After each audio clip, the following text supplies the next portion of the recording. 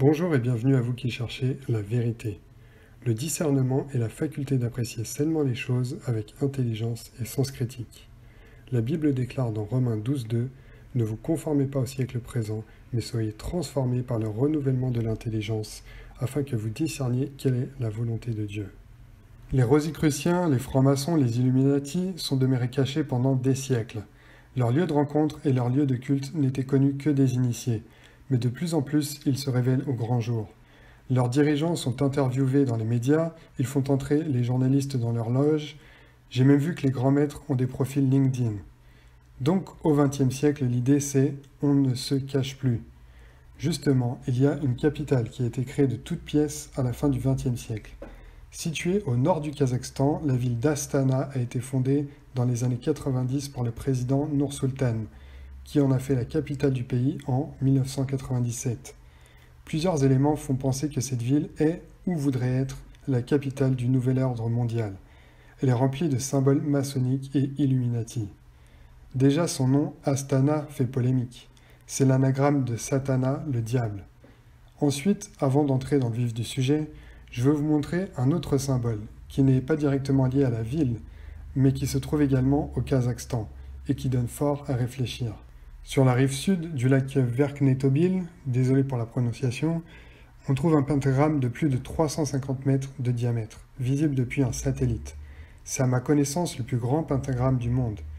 À noter qu'avec le nord vers le haut, comme sur n'importe quelle carte géographique, on a la pointe du pentagramme vers le bas, ce qui est bien un symbole sataniste. Pour en revenir à la capitale, les architectes ont redoublé d'efforts pour laisser des symboles chargés de sens aux visiteurs. En premier lieu, on est frappé par ces deux tours de part et d'autre de l'axe principal de la ville, qui marquent son entrée comme une porte. Ces deux tours représentent les piliers Boaz et Jachin, qui marquent l'entrée, physique ou spirituelle, dans un temple franc-maçon. À l'horizon de cet axe se dresse une autre tour, la tour Bayterek. Elle symbolise un œuf d'oiseau posé dans un nid. Ce qui est intéressant, c'est qu'à l'intérieur de cet œuf se trouve une sculpture bien équivoque. Une pyramide en or massif de plus de 2 kg, avec l'empreinte de la main du président. Toujours sur le même axe, on trouve un bâtiment mystique, une grande pyramide, désignée comme étant le temple de toutes les religions. Autrement dit, le temple de la religion mondiale. Au sommet de la pyramide se trouve une salle de réunion où tous les chefs religieux ont leur place. Le pape, le grand imam, le Dalai Lama, le grand rabbin, etc. se réunissent autour du symbole du soleil. Dans cette pièce se trouve également un globe en bois, signé des 17 représentants des différentes religions du monde. Autre monument important, le Khan Shatir. C'est la plus grande tente du monde, censée représenter la tente de la rencontre de l'Ancien Testament, où se trouvait le tabernacle et où Dieu se manifestait au peuple hébreu. Sauf que dans cette ville, c'est un immense centre de loisirs où leur Dieu est manifesté dans les plaisirs charnels.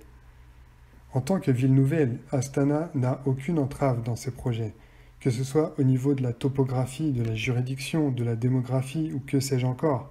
Rien ne peut expliquer les choix architecturaux qui ont été faits, si ce n'est la volonté même de Nursultan, président du Kazakhstan, qui a d'ailleurs rebaptisé la ville de son nom en 2019. Il y a donc très peu de chances que ces symboles soient simplement le fruit du hasard. À réfléchir.